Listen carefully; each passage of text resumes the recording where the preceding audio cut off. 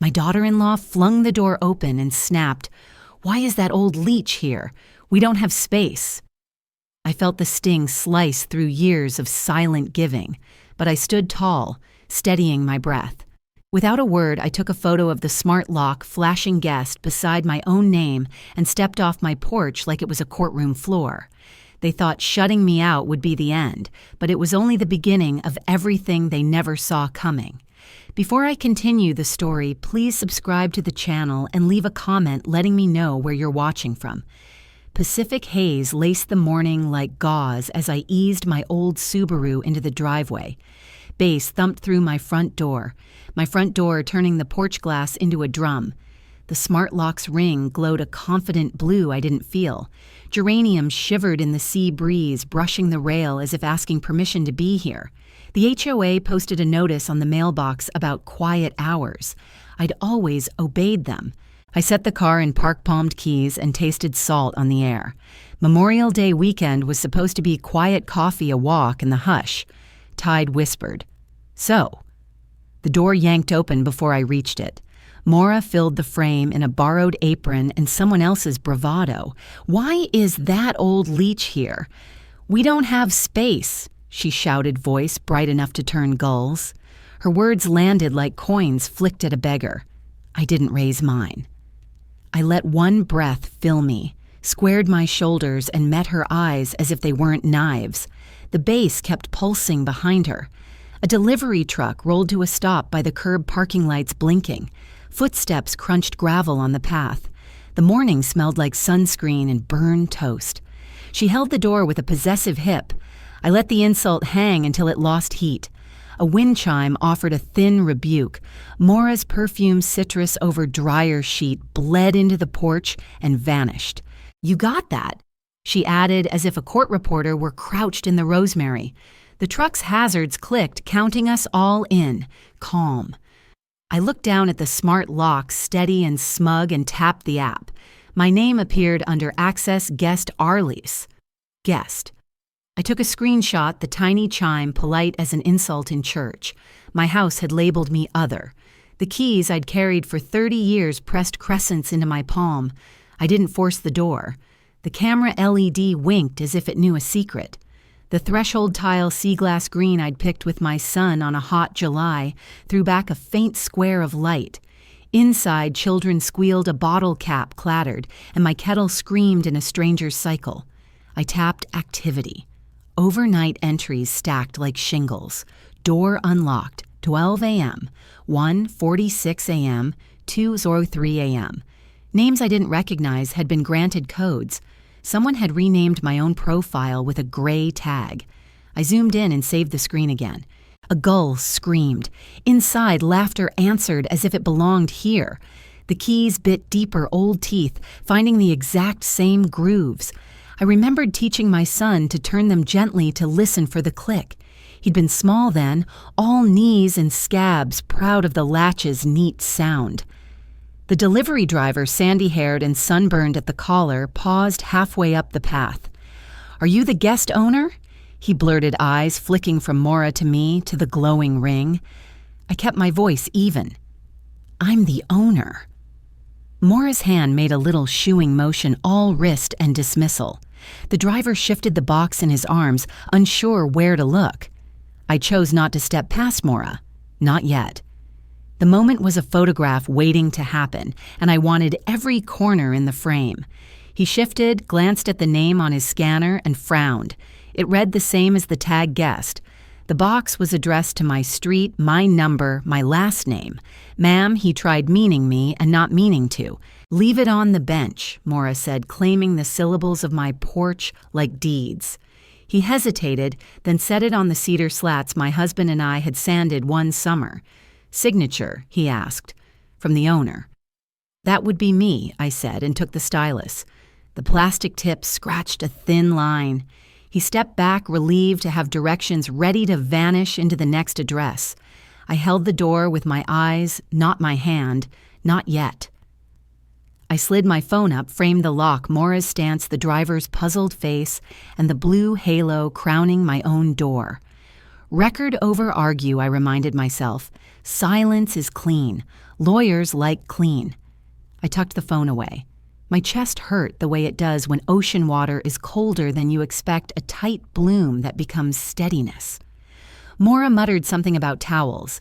I let it pass like a wave that isn't mine. Evidence likes daylight and dates. Rage prefers echo. I am old enough to choose my company. I opened notes and typed the time, the names, the words' exact punctuation. Then I closed it. Mora called for someone named Bree to bring more ice as if the ocean out front had run dry.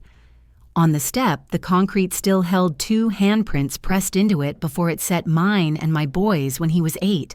His fingers spread wide sticky with popsicle that day. I laid my palm over the shallow mold and felt grit warmth memory. This was the boundary I'd poured with a rented mixer and a stubborn back. Not a stage for anyone's performance. The sea kept breathing behind the houses, a sound older than every argument I'd ever lost or won. One finger of his print had a nick. He'd cut it on a shell that morning and bled exactly 3 drops. He'd wanted to add a smiley face. I'd said we'd know the joke without carving it. I am not invisible here, I reminded myself. I am poured in, yes.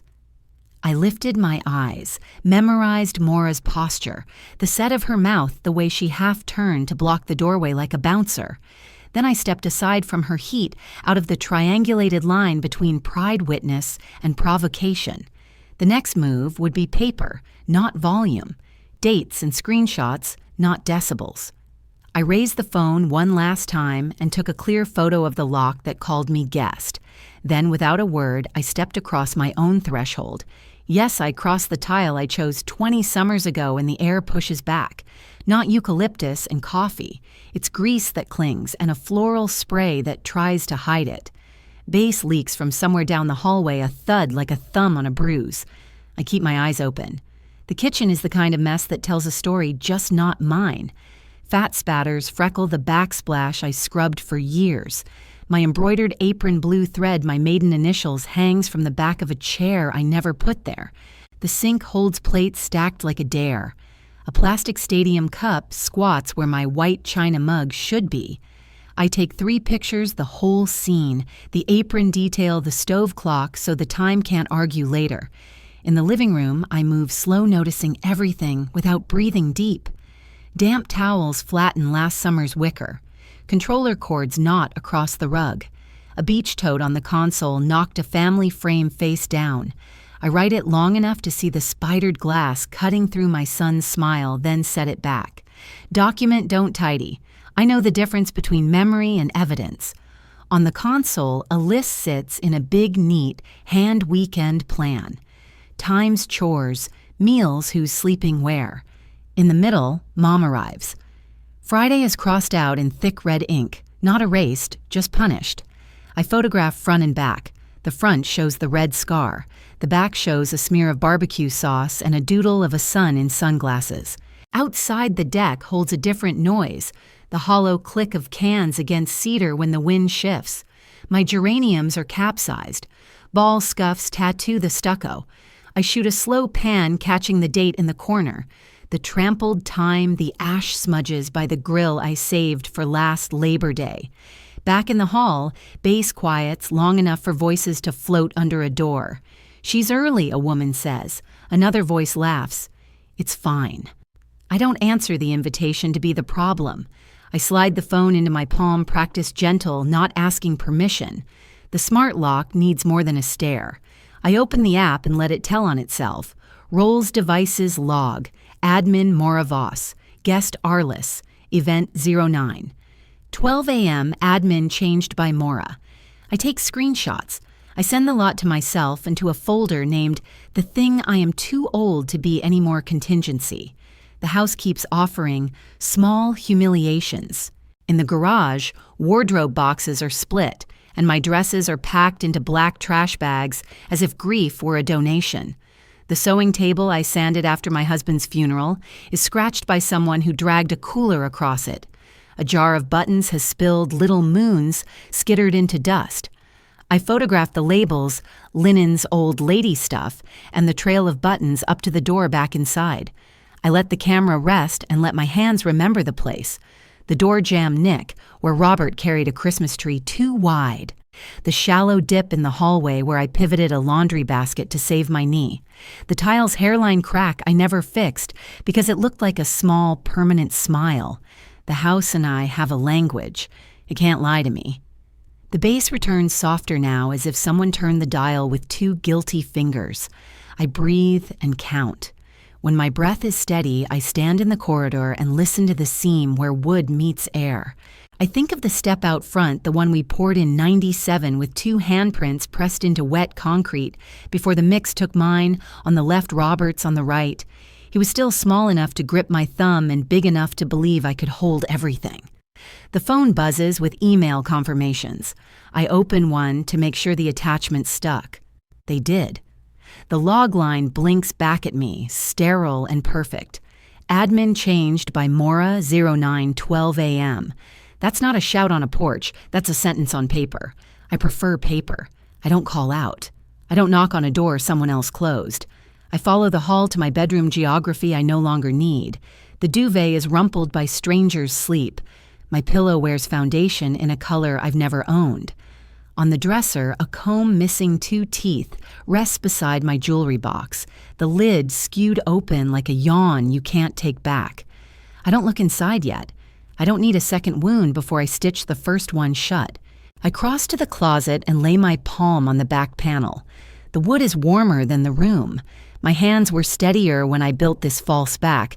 They still know the press points. I press. The seam eases. Air that smells like cedar and old paper slips out to meet me. Before I go into that quiet, I look once more at the phone. The screenshots sit there like good soldiers. Evidence first, conversation later. That order saves you. I learned it in doctors' offices when nurses forgot my husband's name. I learned it at the bank when a teller called me dear and suggested a child come sign. I learn it now the way old women learn everything that keeps them standing, by not looking away.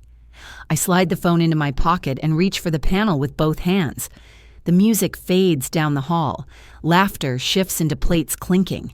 The house breathes around me, and for the first time since I turned the key, I feel it breathe with me, not against me. The device log says, as clear as the Pacific on a windless morning, admin changed by Mora 09:12 a.m.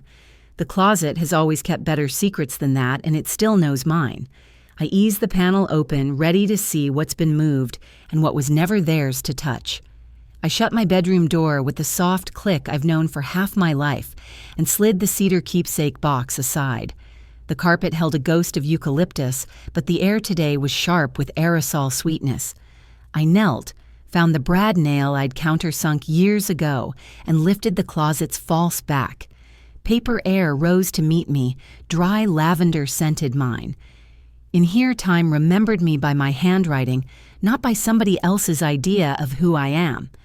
On top waited a new weight that did not belong to me, a glossy appraisal packet clipped with a silver binder. My name on the cover wore an extra S, as if the stranger had tried to press me out of shape, Arliss Whitlow. The photos were recent. My deck in clean morning light, the geraniums before they were kicked the kitchen without the grease dated last month. Yellow notes in a tidy, unfamiliar hand rode the margins, touch-up stucco list after transfer. I photographed the cover. The date stamps the page that guessed my home better than it knew my name. Beneath the appraisal sat a manila folder in Lyle's blocky print for notary. Inside, a quitclaim deed draft with my parcel number correct and my signature line empty. An email printout showed a Tuesday appointment downtown. A checklist labeled capacity packet sat under it with boxes already ticked. Physician statement, cognitive screening witness attestation. I photographed every page, headers and footers, even the printer smudges drifting with dust in the light. Halfway down the stack, the crowbar turned into a blade. A medical assessment showed a clinic watermark I didn't recognize, and a birth month 1 square off April where December should be. The memory test used a word list I knew from helping a neighbor, but the scores were penciled as if done in a car. At the bottom, beside a rubber stamp, someone had written $50 cash. I photographed the page, then another with my finger pointing at the wrong month, and murmured dates and ICD codes into a voice memo so the record would carry my breath as well as my eyes. Sliding that lie away, I loosened a thinner envelope. Inside was a crayon drawing from my grandchild. A green porch swing like mine, 2 blues for the C-stick figures labeled Mom and Dad, and at the top, our beach house. No Nana, no Arlie's. I laid it beside the appraisal and photographed the pair paper against paper, story against story, so the contrast would speak without me. I opened the lock app not to hurt myself, but to complete the chain. Admin Maura Voss. Guest Arlies. Event log 09:12 a.m. It wasn't chaos, it was sequence. In my notes, I wrote a ledger, 0912 admin change, appraisal April error, quit claim draft, capacity packet, child narrative. A process has fingerprints if you know where to dust. Down the hall, laughter tossed itself against drywall. She's early, a voice said the way people talk about weather. Another answered unworried. I kept the door shut and slid the false back to its seat, tapping the nail home with the side of my brush. The lavender sachet had surrendered most of its scent. I replaced it with a fresh one, then tucked the hottest papers into a zip pouch under my cardigan. I straightened a pillow no one would notice and set the crayon drawing on the dresser face up where a young mother might find her own handwriting looking back. The old impulse to lecture rose then passed. I did not write a note. I let the picture do the talking that lectures never manage. Before I left the room, I looked one more time at the clean edge of the panel. I'd built it the summer my hands were strong from sanding stair treads. I lined it because I knew a day like this might come a day when what I could prove would keep me from having to raise my voice. Across the years, that younger version of me knotted a quiet agreement between 2 versions of the same woman who learned to make her own safes when she couldn't afford one. My phone buzzed with a low battery warning, and I smiled at the ordinary problem. Ordinary is a blessing. I plugged the cord into the outlet behind the nightstand to buy another hour and listened for a car door outside. Nothing but surf and a gull. Good. I eased the door open.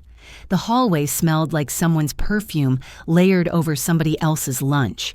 The brazen part of me wanted to throw open every window to give my house its breath back. The disciplined part knew the photographs would breathe better than any speech. I walked the hall with the pouch warm against my ribs. The frames tracked my life the first winter here, the summer the lemon tree finally took the night we ate soup by candlelight during a power outage. One silver frame hung crooked. I left it. I was not here to restore. I was here to reveal. I paused long enough to see myself in the black of the TV screen, hair pinned back the way I wear it when I need to think instead of pleat chin-set shoulders square a woman who keeps receipts and dates. That reflection steadied me more than anger could. Steadiness, I've learned, outlasts noise. At the slider, I looked down at the concrete step our handprints pressed when the slab was wet, mine larger, Lyle's small palm, inside. Permanence means something different at 71 than at 30. It means keeping records while your hands still know where you put them. On the threshold, I adjusted my cardigan, lifted the pouch higher, and breathed once more slow and behind my teeth. The deck brightened under a break in the marine layer. A neighbor's wind chime answered the small bell I carry in my chest when something is about to change. I am not the woman they mean when they use the word guest. I am the woman who built a panel and lined it with lavender. I am the woman who once taught a boy to press his hand into wet concrete and feel the future take his shape. Now I teach myself again to let paper do the speaking.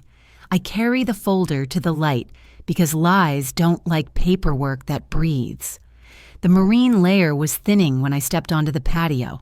Salt mist beaded on the glass table, and the string lights I wrapped last winter hung slack in the daylight. Bryn had her phone tipped toward the ocean voice, bright and chirpy. First weekend at our beach house, she sang to people I couldn't see. The camera swept across my deckboards and the pale blue rail I sanded myself. I didn't interrupt. I opened my own phone and started a screen recording catching her handle, the timestamp, the climbing view count. She kept up her patter. "We're decluttering some grandma vibes today," she said, and giggled like the idea tasted sweet. I shifted a step so her frame held the lantern hooks and the horizon line identifiers she couldn't claim were anywhere else. Seagulls sketched loops over the eucalyptus, and a mower buzzed 3 houses down. I copied the share link from her profile and sent it to my private email, then to a cloud folder labeled with the day and hour. I let the breeze cool my jaw. At the gate, the mailbox flag sat crooked. Inside waited a white envelope stamped by the HOA. Noise complaints, it read. Occupancy in excess of posted limit.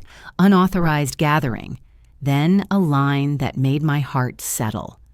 Not race host on file Maura Voss. I photographed the envelope, the letterhead, the signature, the date, the time, and the bullet points. Front, back, both sides of the page. I slid the letter into my folder, the flap peeking so I could show chain of custody later. "Morning," Arliss came a voice. Indira Patel, my next-door neighbor, walked up with a parcel in her hands. "UPS left this with me by mistake." She took in the phone, pointed at my deck, and the HOA paper half visible. "If you need a statement," she said quietly, "I can write that the party started before sunrise, and the noise never really stopped." I thanked her. I didn't give a speech. I handed her a card with my email and asked if she would include the time she saw the delivery truck and the crowd arrive. Back on the patio, Bryn set a second phone, face up on the table, while she adjusted her live. A banner slid across the lock screen, bright as a flare. "Vale walk-in, bring $50 cash. No receipt." Another preview blinked after it, "Capacity eval quick." I didn't touch a thing. I lifted my phone and framed the screen so the banner, the wallpaper, and the clock all showed. Indira, still at the gate, had a clean view. "Do you need me to confirm?" I saw that she asked. "Yes," I said. "In the same statement, please." Inside, the bass thumped again, a song change. I saved the screen recording, labeled the file with Bryn's handle, and the minute mark where she said "our beach house," then added a still of her panning past my lantern hooks. I slid the HOA letter into the same folder and attached the photos of the lock screen banners. 3 assets. 3 points make a line. I annotated them in my notes. 1 live stream URL plus screenshots, handle, timestamp, visible, ocean line, and string lights. 2 HOA notice naming Maura as host. 3 banner photos showing $50 cash and capacity eval. I tagged Indira as a corroborating witness and saved the note twice. I walked the length of the deck and glanced over the rail to the side yard. Cans in the flower bed, scuffs on stucco, a towel on the rosemary. All of that would wait for a photograph in better light. Right now, the proof I had would do more work than any scolding. The chat on Bryn's screen kept bubbling. "So lucky," someone wrote. "Beach life," another chimed. I let the comments pass like traffic. People love stories. So do courts. By noon, the ocean would still be there. By noon, these 3 artifacts needed to be somewhere quieter than a patio. I texted my banker, Alex, for an immediate appointment and attached nothing, only asked for a conversation about account protections and a safe deposit box. His reply came back inside a minute. "Come in at 11:30. Then I searched for the attorney who handled my neighbor's trust last year and typed a short message, "Time-sensitive property and capacity concerns. Evidence ready." I copied my own address and phone into the signature and hit send. Bryn ended her live with a peppy wave and a kiss to the camera. More tomorrow, she promised her audience. She never looked at me. I didn't need her to. I was busy placing each piece of her show into a file named for the house she said was hers. The app chimed. The upload ticked toward 100%. I stood in the shade and let the string lights brush my shoulder. Across the fence, Indira's wind chimes answered the breeze with a small, clear scale. I picked up the HOA envelope again and smoothed the crease I made when I first opened it. "Host on file, Maura Voss." The words were simple. They said everything I needed a banker and a lawyer to hear. I took a photograph of the letter sitting on my deck beside the lantern hook that Bryn had streamed, so one image would tie the public claim to the paper fact.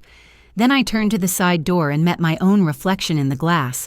Hold the line, Arliss. Let the evidence walk. Before I left, I checked the time, 10:46. I backed up the files to a second drive emailed folder to myself and wrote names on a sticky link letter lock screen witness. Proof is dull until it's arranged.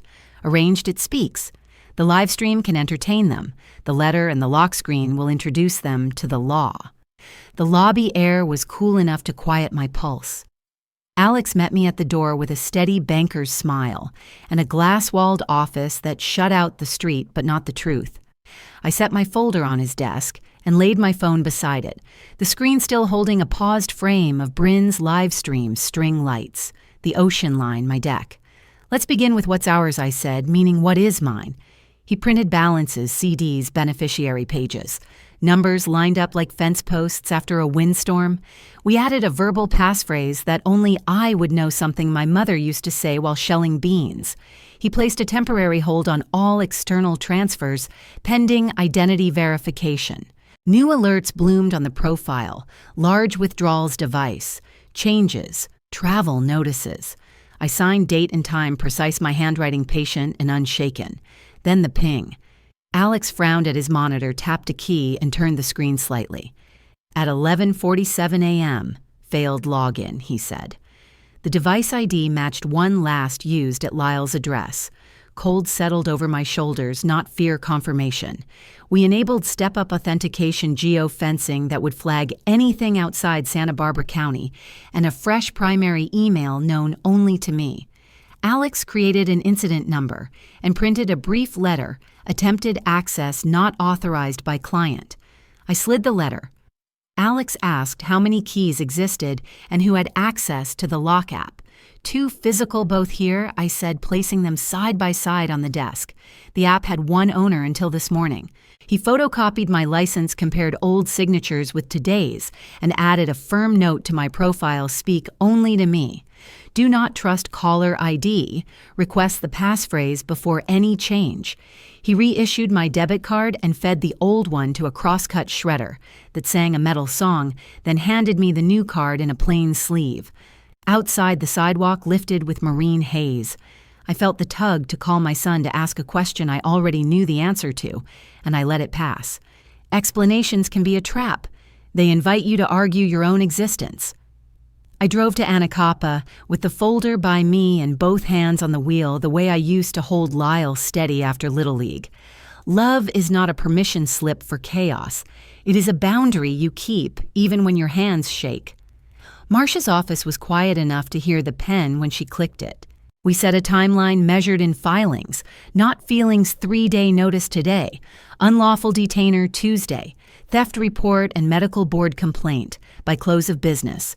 She called the clerk to confirm holiday hours and the sheriff's process server line. No speeches on porches, she said. If they want noise, they can keep their own. Agreed, I said. I want a record, not an audience. We built more walls. Certified notices revoking any powers of attorney on file. Notices to every account custodian about suspected elder financial exploitation. Alex printed a capacity confirmation from today's meeting. Client demonstrates full capacity and manages her own affairs. He notarized it with a firm stamp that felt like a gavel without the noise.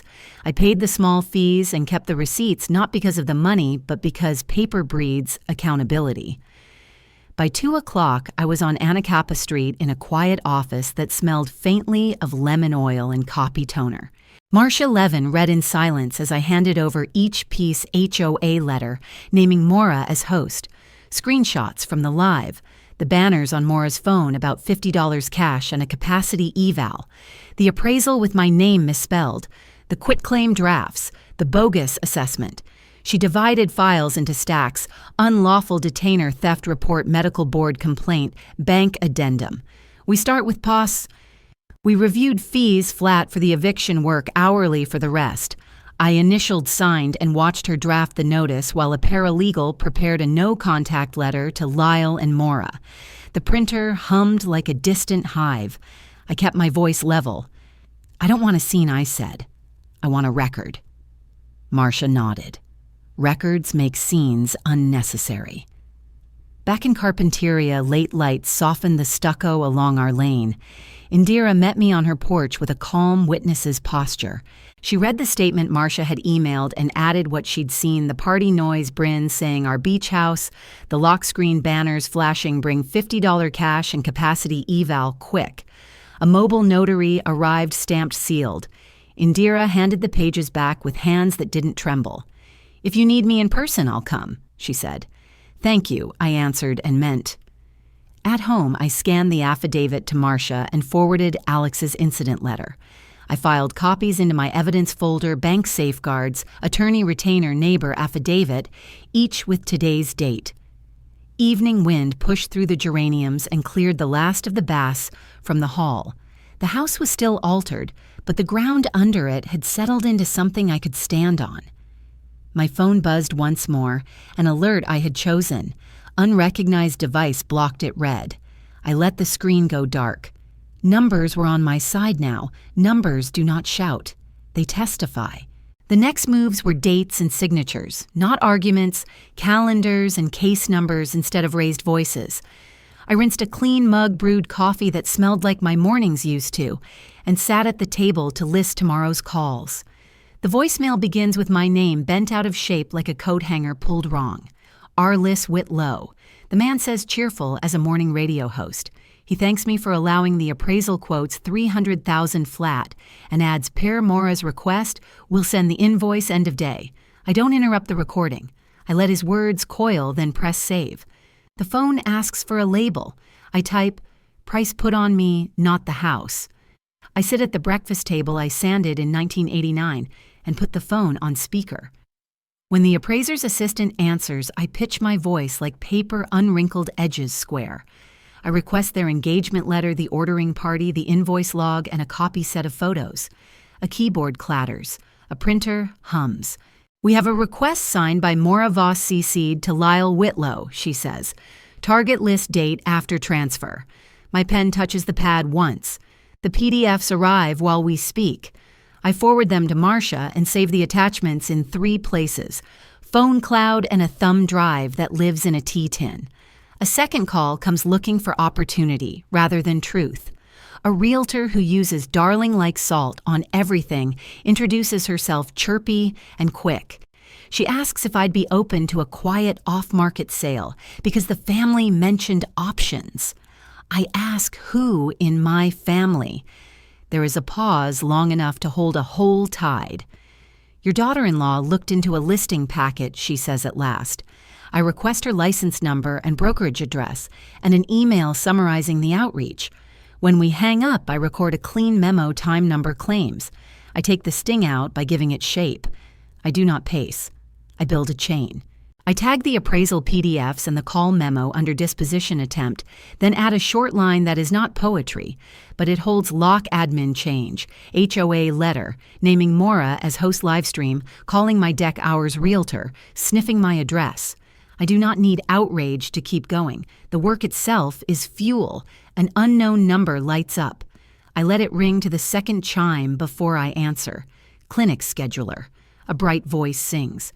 Confirming tomorrow's capacity evaluation. $50 cash due on arrival. No insurance, no receipt. 10 minutes quick. The pencil in my hand doesn't snap, though it wants to. Who scheduled, I ask. Maura Voss on behalf of mother-in-law, she reads. On behalf. I keep my tone level and collect coordinates, street suite, staff, name time.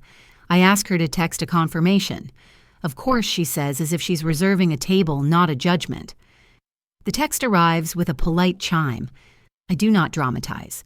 I screenshot the address, the code, the words, cash only. I email it to myself and to Marcia with a subject that keeps my temper in its lane, unsolicited capacity booking. I add one sentence to the body: I have not requested or consented to any evaluation.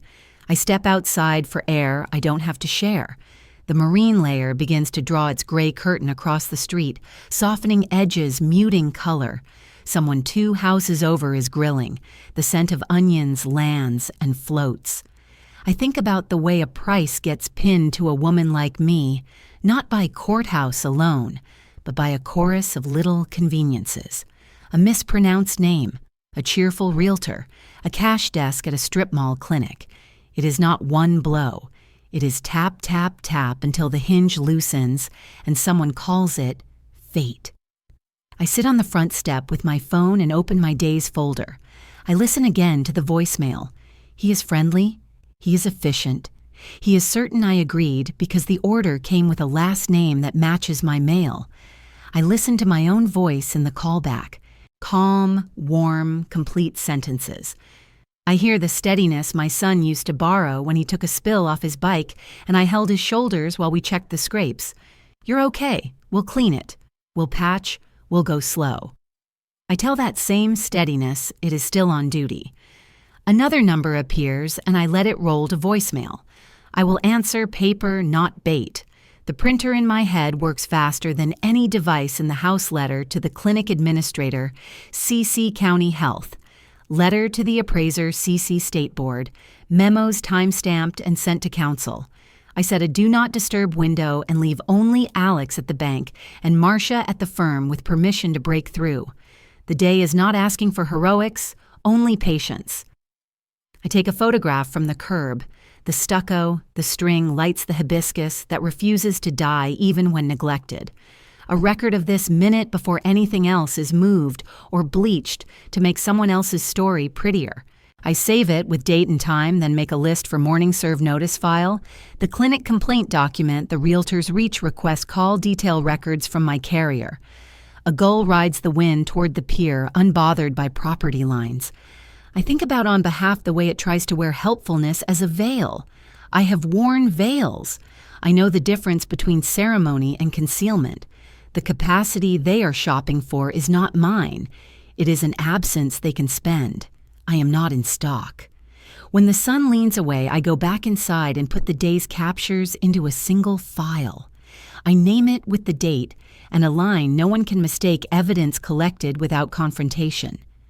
I slide a printed copy into the blue folder on the hall table, where the mail used to feel like a promise. I put my keys beside it. I set alarms. I wash one mug and set it to dry because I want even the dish rack to testify that I expected my own morning. By morning, I won't be answering calls. I'll be answering at the door with paperwork. Now, at 8:02, the process server's taillights slide past the hibiscus and vanish into haze. He leaves me 2 stamped copies of the 3-day notice to quit and a nod that says the rest is on paper now. I set my phone to video at chest height angled so it sees only my porch and the posted notice. The air smells like wet rope and lemons. I breathe once, twice, and let the house hear a silence that belongs to me. Maura opens the door with a bright smile shaped for cameras, not court. The server, still halfway down the walk, pivots back to finish the script. He confirms her name, reads the required language, and places the notice in her hand. Then he tapes a duplicate beside the bell and says, "For the record, a duplicate is being mailed certified today." He adds the filing number for the pending unlawful detainer. My phone catches his voice and the timestamp. "We're family."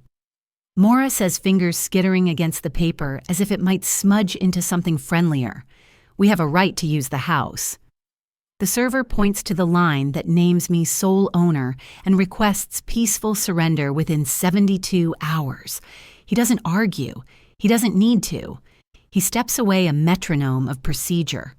I keep my mouth closed. I lift my chin 1 degree and let the lens do the disagreeing. When the door shuts, I call non-emergency. A deputy arrives and parks legally. I hand him my inventory photos, purchase dates, serial number for the watch descriptions of earrings gone missing, the garage images of clothes stuffed into black bags. I add screenshots of Maura's decluttering grandma vibes and the live stream, still where my deck is recast as ours. He scans, asks crisp questions, and enters it all into his tablet. He walks the exterior with me. No peeking, no prying, then returns to body cam the posted notice in frame. "Property crimes will follow up," he says. "If anything reappears or turns up online, save the link before you breathe." I sign the report on his tablet. The pen squeaks a sound I decide to like. Lyle arrives mid-morning, headlights on, though the sun is up. He takes the steps 2 at a time and tries a voice he used when I tucked him in after he missed the winning shot. "Mom, can we talk inside?" He gestures as if hospitality were a trap I might forget I recognize. I stay on the porch. The deputy remains a neutral planet with a notebook. I show 3 things and only 3. First, the lock log on my screen. Admin changed by Mora0912. Second, the appraisal packet's cover email request signed by Mora CC to Lyle with target list date after transfer. Third, the clinic text confirmation of a capacity appointment cash only set on behalf of mother-in-law. I let each sit in the air until the weight of its timestamps can be felt. These papers, I say, are the only conversation we're having. It's a misunderstanding. Lyle says, palms up. He blames confusion, a mix-up, a helper who overstepped. His eyes dart to the deputy, to the camera light on my phone and back. I ask a single question I learned at the bank yesterday, whose device tried my account at 11:47 a.m. He closes his mouth around whatever was next and finds no words that will survive the file. The deputy notes the incident number from Coastline's letter and asks if Lyle wants to add a statement to the theft report. He declines. Across the way, Indira waters her roses. She does not wave, does not call out. Witnesses don't editorialize. Her presence is a line under a sentence already written. Mora notices her and lowers her voice. The deputy hands each of them a card with the case number and next steps. I offer Lyle a duplicate of my attorney's no-contact letter. He doesn't take it. I set it on the porch table and slide a paperweight over the corner so the breeze won't make a joke of it. Read it, or don't, I say. It still exists. Mora reaches for the notice posted beside the bell, then thinks better and lets her hand fall. You can't do this, she says, but the paper has already done it. The servers timestamp the deputy's case number. The certified mail label I'll drop this afternoon. 3 clocks, 1 truth. I have learned to prefer clocks to arguments. They step back without saying goodbye. The door closes on their side and remains open on mine. I confirm with the deputy that I'll email him the full photo set before noon. He leaves with the calm of someone who knows his part and doesn't need mine. The block exhales. Inside, I print the case confirmation and affix it to the top of my theft packet. I write the filing number for the unlawful detainer on a sticky note and press it onto the blue folder that lives on the hall table. I tuck the second copy of the 3-day under the paperweight with the no-contact letter, a small still life that says the porch has conducted its business. I step back out to look at what the camera saw my porch, my bell, the notice square as a palm. I think of the years I mistook noise for action, generosity for safety, family for contract. The morning has corrected me without raising its voice. The law is not love, but today it is a handrail. I take it. The wind lifts the corner of the notice and lays it back flat, a tiny bow to gravity. I check the time. I have an envelope to mail and an affidavit to scan to Marcia before lunch. My phone is quiet, my house is not. It ticks, breathes, holds. The porch is finished speaking. The courthouse is next. At 9:05 a.m., the clerk's timestamp thunks like a gavel on our stack. The red digits burn the top page, and a case number curls out of the little gray printer, as if the machine itself is relieved to have something honest to do. Marcia slides the packet back so I can feel the weight. Paper is heavier when it belongs to you. We claim 2 plastic chairs along the corridor elbows on a scarred metal table that has seen thousands of mornings like this. Marcia circles Friday 8:45 a.m. on her planner and sketches the witness order in a neat box clerk for authentication, HOA for rules and the letter naming Mora as host, Indira for the live stream and the phone banners, then me with title notices, exhibits A through H, she says. We let the sequence walk the judge to the door. The duty courtroom smells like toner and old carpet. We stand when the judge enters. Marcia rises into that flat, respectful voice that leaves no room for theater. She asks for temporary orders, civil standby, so I can enter rooms without a shouting match. Exclusive control of my locks restored to the titled owner. No destruction or disposal of property until Friday. The judge scans the screen, taps his pen, and grants limited relief. Copies spool. The deputy clerk staples them into a thin legal blessing. Downstairs, Marcia phones the sheriff's civil desk while I call the locksmith. The deputy on the line gives us a 2 to 4 window for a standby. The dispatcher adds our case number to the log. Coastal Keys confirms they can reset the smart lock once the deputy is present. I forward the minute order and the device serial, then tuck my phone away and touch the folder the way you touch a railing on a stair, not because you might fall, but because you are done with falling. In the courtyard, a breeze flips the corner of an old flyer and sends it skating. Marcia says, "We'll also lodge judicial notice of the recorded deed and the bylaws. No speeches Friday Arliss." We let documents talk. I nod. I have said enough in my life. Today ink speaks. On hold with the medical board, I watch workers hose the steps, the water sliding toward a grate, and the afternoon. When the intake specialist picks up, I keep my voice even. I report the cash-only capacity slot, the preview banners, the text that named me as if I were a task. She listens, asks for my evidence, and assigns a number, MB 20 hours 11A7. I email the screenshots while we are still on the call. This fits a pattern, she says. Patterns are what I have been living inside. It is a comfort to hear the word from someone paid to close them. By mid-afternoon, I meet the deputy at my gate. He reads the order aloud, then stands with folded arms while the locksmith works the cylinder and re-provisions the app. On my screen, the device shows what it should have shown all along, admin Arliss Whitlow. Outside users removed.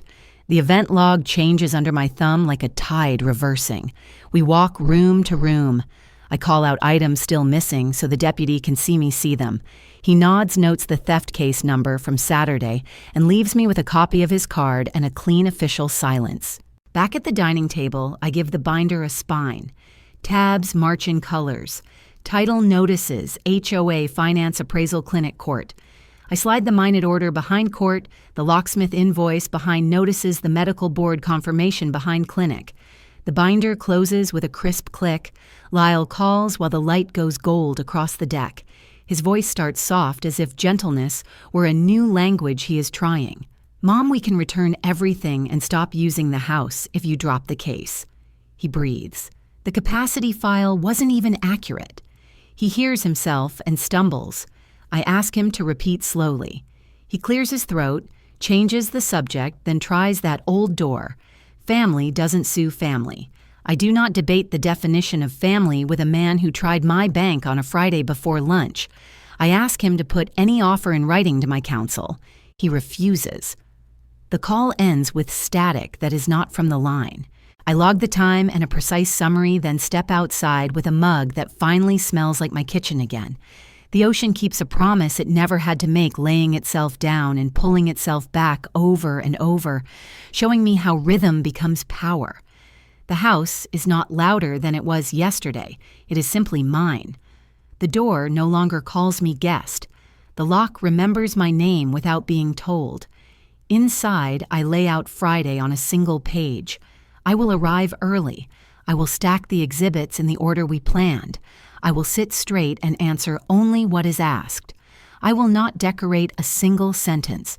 I will let the clerk stamp the HOA letter, the live stream, capture the phone banners, the appraiser's packet, the clinic text, the sheriff's card, and the locksmith invoice speak. Paper does not tremble. Paper does not take the bait. Paper tells the same story no matter who reads it. When the sun finally slides behind the palms, I lock the door from my phone and hear the bolt throw true from across the room. It is an unremarkable sound, unless you have lived for a season outside your own threshold. I set the binder on the chair where I will grab it in the morning. I breathe and the room smells like the life I built: lemon oil, salt, a thread of coffee. I don't rehearse speeches. I practice silence. The ocean keeps its rhythm. On Friday, the court will keep mine. At 8:41 a.m., I lay Exhibit A on the counsel table and breathe the way the ocean taught me in Out No Drama. Marcia stacks the rest B through H straight as a plumb line. The clerk wheels in a crate of files. Ours rises to the top with a pink flag. 2 rows back, Maura and Lyle whisper like students who didn't do the reading. I keep my eyes on the table's nick, where someone once carved a half moon with a paper clip. Small things hold steadier than faces. The bailiff calls the room to order. The clock over the seal says 8:45. We stand. The clerk's voice, flat from long practice, lists our case. Chairs scrape. The judge enters robe, swinging like a tide. I count my breaths. 1, 2. The bench light finds the file, then us. Whitlow v. Occupants, the clerk reads. Appearances go on the record. Marcia's voice is level. Mine is a simple yes when asked if I am Arliss Whitlow, owner of the property. The judge confirms service dates, flips to the title page, nods once. Counsel Marcia asks for judgment for possession and costs, noting ongoing interference with the smart lock that controls the front door and mail slot. Her pen rests on Exhibit A. We start with foundation. A, the recorded grant deed in my name with the county stamp. B, the 3-day notice and proof of service door posting, certified mailing time-stamped video. Marcia moves to C, the HOA letter that names host on file Maura Voss and lists noise occupancy trash. The judge raises an eyebrow but says nothing. Then D, still frames from Bryn's live stream, our beach house, each with the handle and timestamp. I explain quietly when and how I captured the screen recording, how the camera shows my deck lights and ocean line. Lyle objects, calling it family talk, a misunderstanding.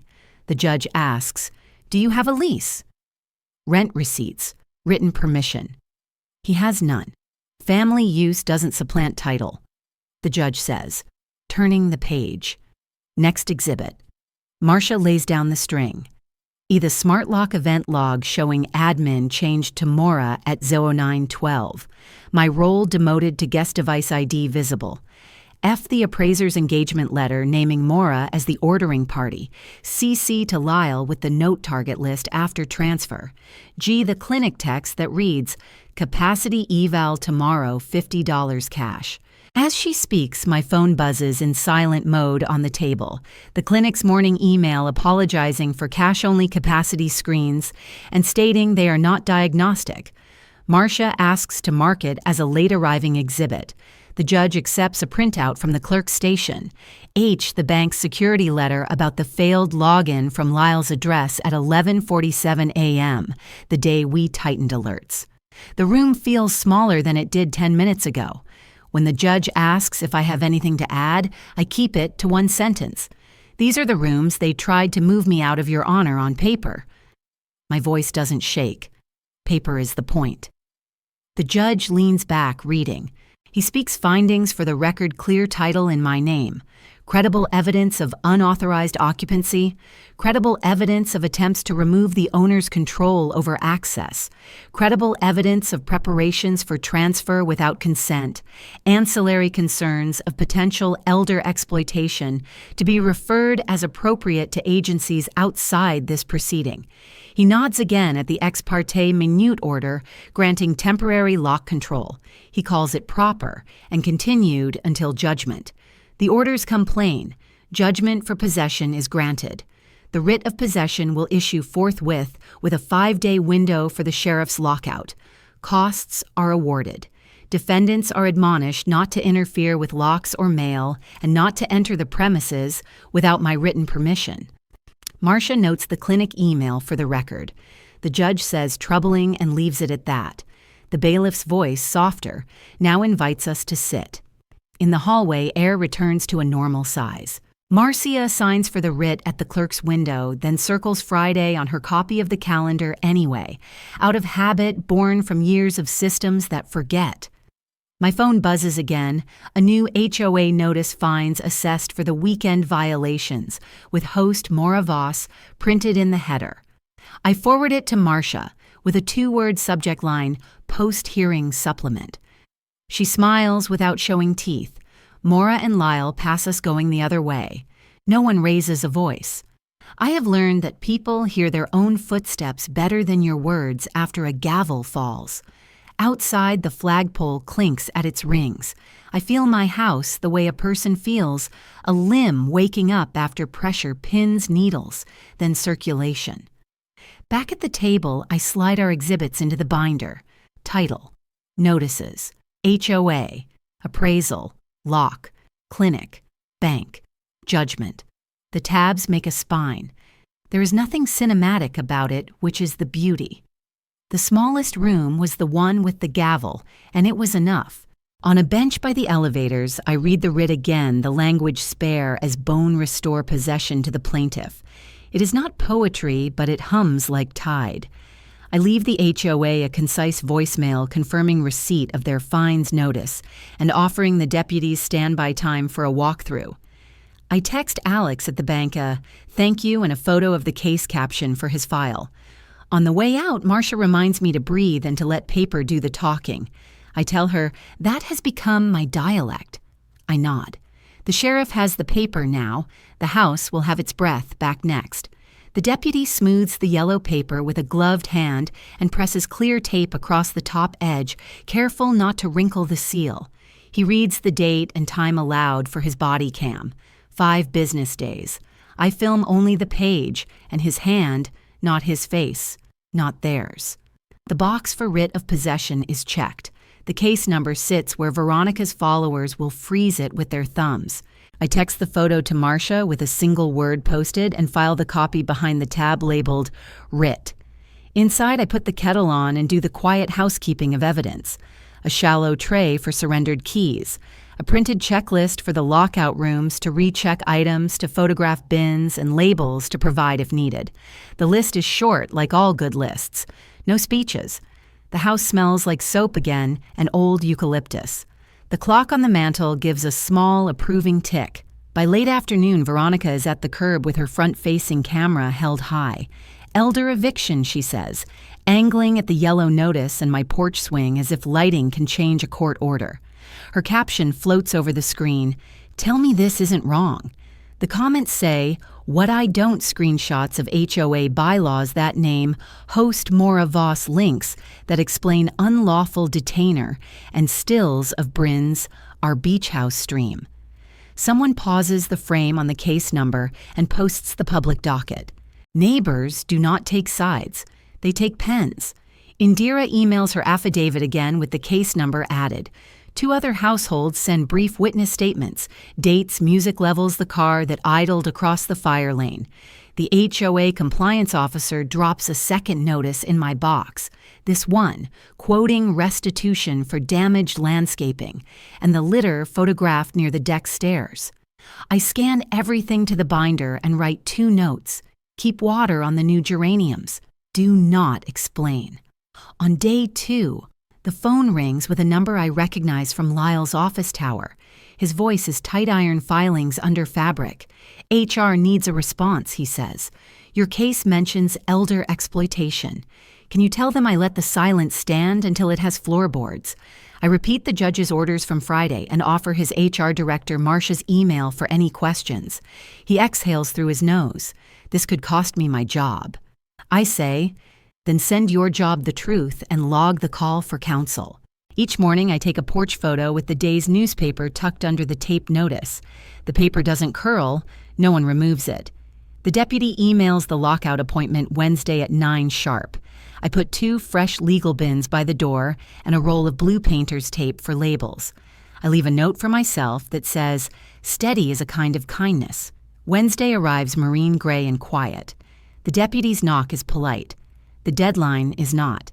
He explains the process in a voice that could read a weather report execution of writ, removal of persons present, option to collect essentials into bins, keys surrendered at conclusion, no re-entry without my written permission.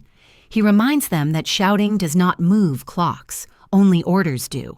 The locksmith stands by with his small case. Mora arrives late with Veronica and 2 folding boxes. Veronica lifts her phone. The deputy lowers it with a single look toward the posted notice. The lens points down, not out. They are allowed to pack a suitcase and 2 labeled boxes. The deputy supervises in the doorway as they choose hurriedly clothes, toiletries, a nest of chargers, a framed diploma that slides into cardboard with a scrape. He inventories the labels as they tape them shut. The locksmith confirms the smart lock admin still reads my name. Outside, users remain removed. When the keys clink into the deputy's palm, the sound is small and absolute. He hands me a card with the case number and time. His body cam logs the time and the porch, then clicks off. After they pull away, the HOA emails a final fine schedule with a warning of lien if unpaid. Copies are addressed to Maura as the host of record. I forward the message to Marcia and move the prior notices into a single sleeve violations photos amounts. Veronica's video disappears by afternoon. The screenshots do not. Indira texts a single checkmark. I reply with a thank you and a photo of the geraniums righted in their pots. I leave the windows open and let the house breathe. The ocean pushes its steady hush through the screen. In the living room, I lay out the last of the week's pages. The posted notice, the neighbor affidavits, the HOA's fine ledger, the deputy's card. I add a short line to my index writ, executed keys, surrendered admin verified. I do not write victory. The word feels like a flag. This is a deed. By evening, the phones have moved to their corners. I set Do Not Disturb and take a slow walk down the HOA lane past mailboxes that have learned my pace. The yellow paper remains at eye level for anyone inclined to argue that 5 days is unfair. The deputy's ink says otherwise. Back inside, I make tea and carry it to the open window. The house does not flinch when a gull shrieks. The floor remembers my step. On the 5th day's end, I stand on the curb where the first live stream once claimed our beach house and watch the street go plain. No followers, no captions. Just a delivery truck, then quiet. The lock no longer argues. It answers when I ask, and that is all a door owes a person who paid for it and kept it. The lock no longer argues. The phone will by morning. Coffee sits warm beside my evidence binder as dawn slides across the kitchen tile. I add 3 new tabs with a felt tip pen, board police insurance, and write my morning goals on a sticky note case number subpoena plan preservation of clinic texts. Marcia's message buzzes board intake at 9. I'll join.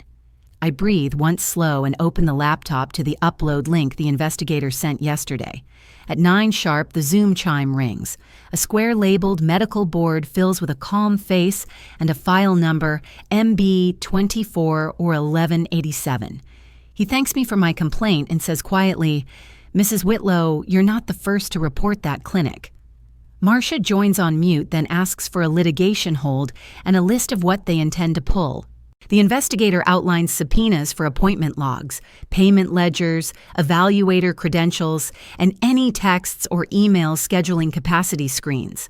I upload the lock screen photos showing $50 cash plus the confirmation text, and I describe how I captured the images without touching anyone's phone. He gives me a tracking portal, a direct email, and a timeline measured in weeks, not months. We schedule a follow-up, and he asks permission to refer the matter to the DA's Elder Abuse Unit. Yes, I say, and the word lands like a stone finally put down. When the meeting ends, I slide a printout behind the board tab and write the case number again by hand. This is what relief looks like at 71 paper that moves without me raising my voice. Before noon, I draft a short summary of facts for myself, dates, exhibits, witnesses, and tape it inside the binder cover where panic might otherwise live. I add a fresh envelope labeled "Clinic for whatever tomorrow brings." The house holds still around me, breathing like something stitched back together one patient seam at a time. By early afternoon, I park at SBPD's records desk with a manila folder under my arm. The clerk takes my list of missing items, watch and chain coin envelopes, 2 velvet pouches, and the photos I took before anyone touched a thing. She scans the screenshots of Veronica's boasts about pre-cleaning and adds them to the file.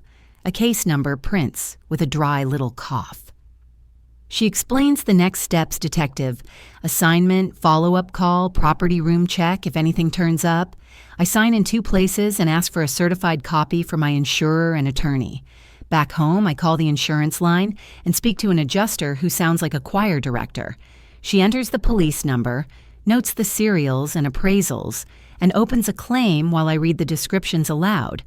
Photographs received, she says, and the screen fills with green check marks as each upload lands. She reminds me to list replacement values and to save any future receipts. When the last box goes green, I print the confirmation and tuck it behind insurance. Coffee has gone cool. I drink it anyway. At 4:30, a text from Robert, 5 minutes alone. I send the screenshot to Marcia. Her reply comes back at once. Record. Do not argue.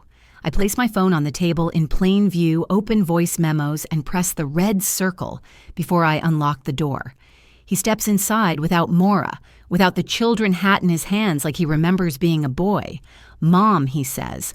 And then he stalls on the single syllable, as if it cuts. I knew about the papers. The words are soft as lint and just as heavy. He talks about pressure money, the fear of being left out of something that wasn't his to begin with. I keep my hands around my mug and ask one question. Did you try to stop the clinic stunt? His eyes drop. No, I do not scold a grown man. I set boundaries like planks. I will not drop the cases. Any contact goes through counsel. You may send a written apology for the record if you choose. He nods. He cries once in the honest way that leaves a single wet line and no theater. I write a contemporaneous note while he watches, then have him sign that he acknowledged planning knowledge of the appraisal and that he did not stop the scheduled capacity appointment. The voice memo ticks openly on the table like a metronome. When he's gone, I stand at the window while the jacaranda drops purple litter across the curb. I email Marcia board tracking confirmed, police report filed, insurance claim opened, Robert's admission recorded. I attach the audio and the scanned note with his signature date and time. For myself, I write one last line on the sticky note from morning paper teeth. It makes me smile not because it bites, but because it holds. The house is quiet enough to hear the ocean under the traffic. I put the binder away and wash the mug. The day did not give me an apology that could fix anything, but it did give me agencies that still work when a mother's voice would only sound like pleading. My phone lights with 2 messages from Maura. I do not open them. The lock no longer argues. The file numbers speak in their own language, and I have learned to answer in it. The porch light clicks on as the sky goes soft. I set tomorrow's folder on the table by the door, copies for a process server, printouts for the investigator, the clinic text enlarged to a page that rustles when you pick it up. I leave a pen on top. In this house, pens are heavier than raised voices. I tape a checklist to the folder Witnesses Exhibits Time and tuck a spare copy inside. The agencies have my pages. In the morning, the clinic will have a knock. At 7:40, the jacaranda throws lavender shade across my front walk. A process server steps from a small sedan, the same crease in his collar I remember from court. He sets 2 envelopes on the porch table, photographs them where they lay, and nods to my doorbell camera. After his taillights turn the corner, I bring the envelopes inside, shoot my own photos, and file them. One is a district attorney scheduling notice. The other confirms the clinic turned over records to the board. Paper then breath. Marcia calls while I'm still at the table. Ready for the DA, she asks. I put her on speaker and brace the phone on my binder. The liaison joins, voice measured. He reads the terms the judge accepted: fines, community service, probation, restitution after insurance. A no-contact condition is part of it, he adds, and any attempt to circumvent goes back to the court. I say thank you once. It isn't joy. It is air returning. The voicemail light blinks. It is the medical board investigator, brief and exact. The clinic has been placed on a summary restriction. Pending review. The evaluator has been referred for discipline. He will forward copies to my attorney.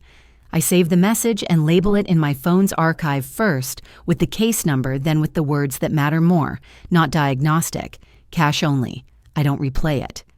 An email banner slides across my screen. The Homeowners Association has done its math fines for noise and occupancy reimbursement for landscaping warning of a lien if unpaid. Host on file, Maura Voss. I forward it to Marcia without commentary. A courier appears at 10 with a stiff envelope I recognize as my son's handwriting. I open it at the kitchen counter. He repeats the admissions he made here in my living room. He is sorry, he says, for allowing something to be done in my name that wasn't mine. He wants a family resolution.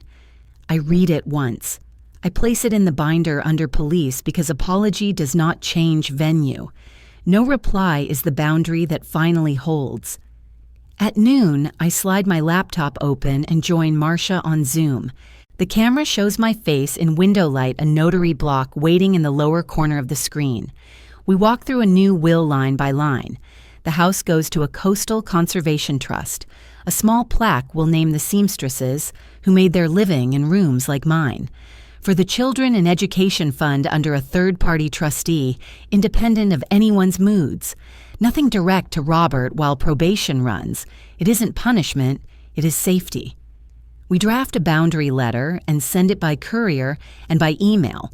No contact outside counsel retrievals scheduled through a third party, and any attempt to pressure me or come to the house triggers a protective order request. The process server from this morning returns in the afternoon with a second set proof of service in blue ink time noted under the jacaranda. The day warms. I carry 2 jars of marmalade next door and leave them with a card for Indira 4, standing where it counted. She smiles, says 2 kind things, and lets the silence finish the rest. Community is not blood. It is neighbors who will put their names under a statement and still wave the next morning. Back inside, I oil the squeak out of the front door and check the smart lock one last time. I reset the admin confirm backup codes and pin the original deed under a magnet inside the pantry. It is brittle at the corners from years of being touched. Still it holds. The house sounds like itself whined under the eaves, a clock measuring minutes that belong to me. I sweep sand from the tile and wipe a child's handprint smudge off the hallway paint with a damp cloth. The pale streak dries to nothing. By late afternoon, the DA sends a short follow-up pleas entered fines ordered probation terms, set. The medical board forwards a stamped notice of restriction and a request for any further screenshots. I upload the last 2 images and close the laptop. On my phone are messages from Maura full of punctuation marks. I don't open them. I don't need to know how her sentences end. When the sun tilts low, I carry a folding chair to the sand and set my phone face down. Surfers wait past the shore break like punctuation suspended at the end of a long sentence. The ocean doesn't clap when justice lands. It breathes. I breathe with it. There is no victory speech, only a life correctly set. Documents filed, locks in my name, the table clean and ready for bread. I think of the plaque the trust will mount someday, and of a woman I never met who taught me to hem by hand so the line disappears. A quiet seam can hold a garment for decades. Paper can too if you aren't afraid to hold your thread steady and say no when needed. A gull steps near my chair and studies me the way creatures do when they accept you as furniture in their world. I have learned to be something that holds still and holds fast. The waves lift the afternoon heat and carry it away, and the jacaranda across the lane throws purple into the wind, a confetti, for no one in particular. I walk home at dusk and lock the door. The key turns with a weight that is mine and always was. I set the binder on the shelf, the pen on the table, and the future where it belongs outside the reach of anyone who would write my name in a line that ends in someone else's hand. Tonight is quiet enough. I locked the door, not against love, but against theft of home, of history of me. When I finally turned the key, I learned something simple. Love isn't proof of trust. Actions are. Protect your name on the deed, your savings, your voice. Document first, argue later. Quiet does not mean weak. It means choosing the room where truth is counted.